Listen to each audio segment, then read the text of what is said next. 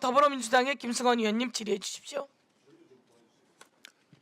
우선 질의하기 전에 봉지욱, 한상진 두 기자 참고인 발언대로 좀 나와주시겠습니까?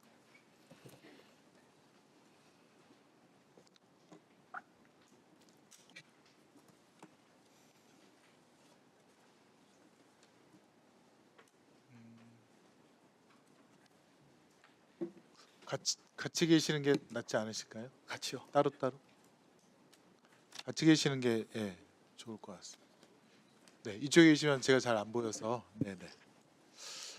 예, 지금 저는 2022년 3월 대선 직전에 후보자에 대한 검증에 관해서 사실적인 그리고 공익적인 보도를 한 두 기자에 대해 1년 6개월이 지난 다음에 갑자기 윤석열의 명예를 훼손했다라고 하면서 이건 대선을 앞둔 정치 공작이다 이런 프레임으로 어마어마한 수사와 인권 탄압을 했던 그런 사안에 대해서 질의를 드리고자 합니다. 상기시켜 보시면 이게 지금 2023년 9월 1일 검찰이 신학님 전 언론노조위원장을 압수수색하면서 조선일보가 갑자기 김만배 기획 신학님 실행 허위 인터뷰라는 보도를 냈고요. 그다음에 9월 4일 국회 이동관 방통위원장이 이것은 방심위에서 모니터하고 엄중 조치를 하겠다. 그다음에 9월 5일 대통령실에서 희대의 대선 정치 공작 사건이다라고 규정을 하고 9월 5일 국회에서 권성동 국힘당 의원이 뉴스타파 보도는 선거 공작이다 이렇게 말을 하자 한동훈 장관이 수사에서 엄정하게 책임을 물을 것. 또 같은 날 방심위에서는 뉴스타파 보도를 인용한 방송사 심의 처벌하는 민원 70건이 접수된 후에 바로 일주일 후에 긴급 안건으로 상정을 의결했고요. 9월 7일 드디어 서울중앙지검이 움직이면서 대선 개입 여론조작 사건 특별수사팀 강백신 팀장으로 한 10여 명의 검사들로 구성을 하고 그다음에 9월 8일 국회 국민의힘에서 대선 공작 게이트 진상조사단을 발족합니다. 유희동 의원이 단장이었는데 9월 12일 방심위에서 드디어 4개 방송국 6개 프로그램에 대해서 1억 4천만 원 아마 이게 그 방심위 설립된 지 가장 많은 그런 과징금을 부과하고 드디어 9월 14일 중앙지검에서 뉴스타파 사무실과 여기 두 참고인인 한상진 봉지욱 기자의 집을 압수수색을 합니다. 결론적으로는 9월 19일 이재명 당시 민주당 대표에 대한 체포동의안을 제안하고 그다음에 9월 21일 체포동의안의 의결까지 이게 정광석화처럼 아주 그냥 파도처럼 밀려오고 정신없이 몰아쳤는데요. 그럼 대상 보도가 무엇인가 자료화면 보시겠습니까? 이렇게 검찰이 또 국민의힘이 난리를 쳤던 대상 보도는 박영수, 윤석열 통해 부산저축은행 사건 해결이라고 했는데 김만배 씨가 당시 인터뷰에서 박영수 변호사와 윤석열 당시 대검 중수부 검사를 통해 사건을 해결했다. 또 그 내용 중에는 이재명 성남시장 때문에 대장동 사업에 어려움을 겪었다고 하는데 이건 맞지요? 네, 맞습니다. 다음 자료 화면이요. 다음 자료 화면입니다. 그럼 결론은 이 사건을 지금 재판하고 있는 재판부에서도 2011년 부산저축은행 대장동 수사 당시에 과연 윤석열이가 이 사건을 봐줬느냐, 조우영에 대한 사건을 봐줬느냐가 핵심이라고 그 판사님도 그렇게 얘기했다는 것이죠. 예, 맞습니다. 예. 요 수사 라인을 보실까요? 2011년 당시 부산저축은행 수사 라인인데요. 김홍일 중수부장이 있다가 최재경 중수부장으로 바뀌고 또 당시 수사기획관은 우병우였고요. 그다음에 윤석열이 중수이과장으로 불법 대출과 대주주 비리를 수사하는 그런 과정이었습니다. 다음 사건이요. 조우영에 대해서는 2011년 4월 달에 우선 대장동 초기 사업자인 이강길이 대검 중수부 수사관 면담을 했고 그다음에 이강길에 대한 대검 중수부 수사가 4월 18일 진행이 됩니다. 그런데 여기서 포인트는 윤석열이가 이미 조우영에 대해서 출국 금지를 합니다. 맞죠?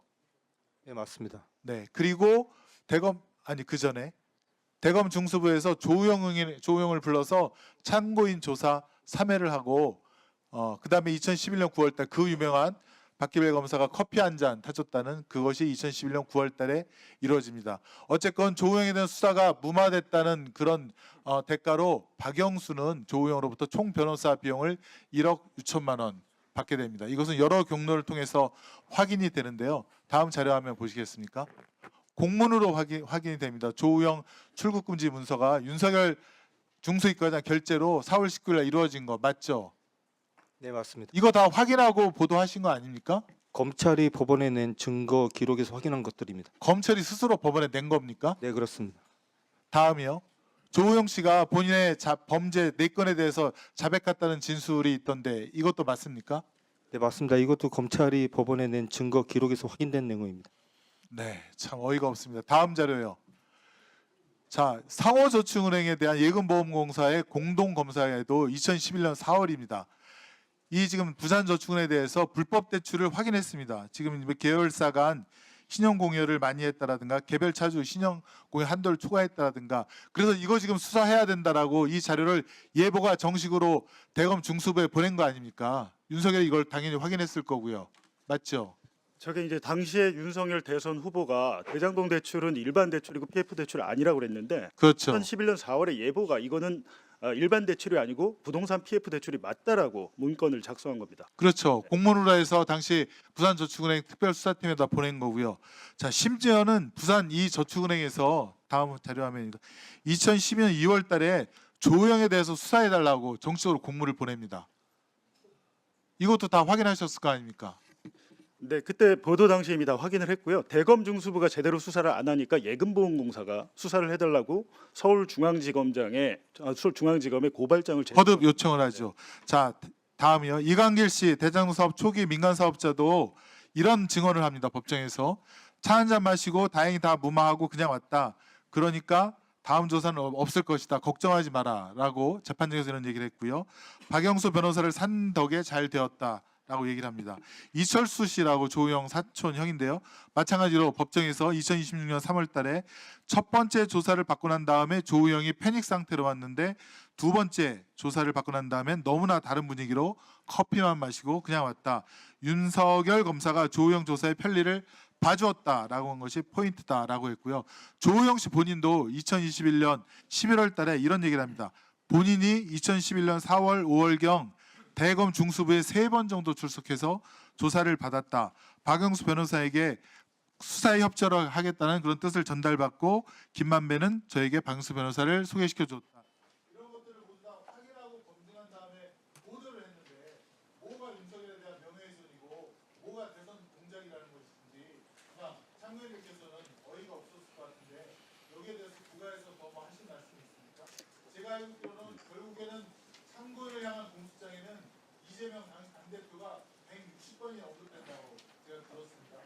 결국 대검은 당대신의 특별수사팀은 참고인을 잡기 위한 최종 목표가 아니라 이재명 당대표를 구속시키기 위한 그 경로로서 참고인들에 대한 강압 수사를 한 거 아니겠습니까? 네. 결국에는 이 사건은 이제 비판 언론을 옥죄기 위해서 한 게 아니냐 이렇게 했는데 제가 보기에는 2023년 1월 달에 이재명 민주당 대표에 대한 1차 구속영장이 체포동의안이 부결됩니다.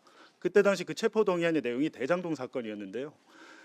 그 다음 달에 이제 저희 그 이재명 대표를 서울중앙지검 강백신 팀장이죠. 그때 불러서 이재명 대표에게 뉴스타파 보도를 제시합니다. 제시하면서 여기 나오는 이 공산당 프레임을 김만배와 당신이 만들어서 유포한 거 아니야? 이런 식으로 이제 질문을 해요.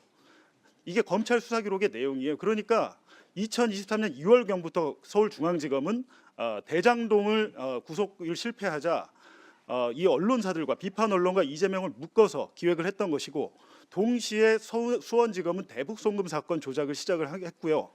2023년 9월 그러니까 7달 뒤에 실제로 저희에 대한 서울중앙지검 압수수색이 시작이 됐고 나흘 뒤에 이재명 민주당 대표에 대한 구속영장이 청구가 됩니다. 그러니까 결국에는 이 사건은 비판 언론을 만약에 옥죄려고 했다면 아까 그 이상희 의원 말씀하셨듯이 대선 당시에 문제를 제기했어야죠.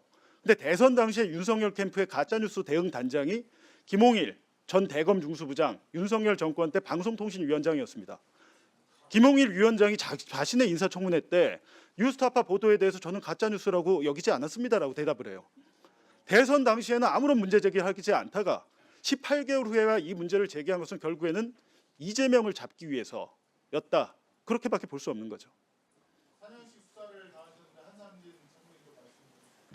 저희가 지금 2년 가까이 지금 재판을 받고 있습니다. 그 2년 내내 저희가 재판에서 했었던 일은 2011년 대검 중수부 윤석열 수사팀의 수사를 되짚는 과정이었습니다.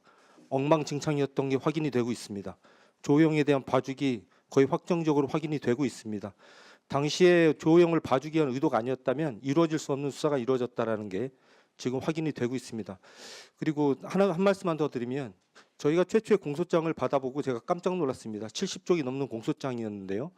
그중에 피해자라고 적시되어 있는 윤석열 씨만큼이나 이름이 많이 등장하는 게 이재명 당시 당대표입니다. 민주당 당대표입니다. 저희 사건하고 아무런 관계가 없고요. 저희 뉴스타파가 보도한 이 보도 내용과 민주당과 이재명을 연결시켜주는 증거는 그 어디에도 없습니다. 그런데 공소장 내용의 상당 부분이 이렇게 보인다 저렇게 보인다로 구성이 되어 있었습니다. 그리고 판사가 이대로는 재판을 할 수가 없다. 그 공소장을 변경해야 된다라고 얘기했을 때 검사들은 단 한마디 저항도 하지 않고 공소장 다 변경했습니다. 공소장을 총 3번 변경했습니다. 그래서 30여 쪽으로 줄어들었습니다. 이재명 관련된 부분이 다 날아갔습니다. 그런데도 불구하고 이 재판이 계속 진행되고 있습니다. 저는 이 재판이 부당하다고 생각합니다.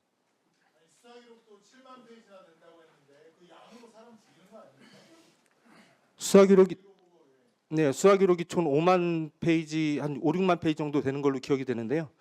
한 말씀만 드리면 저희 뉴스타파 보도 내용과 관련된 수사 기록은 사실 얼마 되지 않습니다. 대부분이 저희 사건과 아무런 관계가 없는 기록들이 대부분이었습니다. 수고하셨습니다. 예, 들어가십시오. 그 보도와 아무 관계가 없는 제 통신 기록도 다 털렸습니다.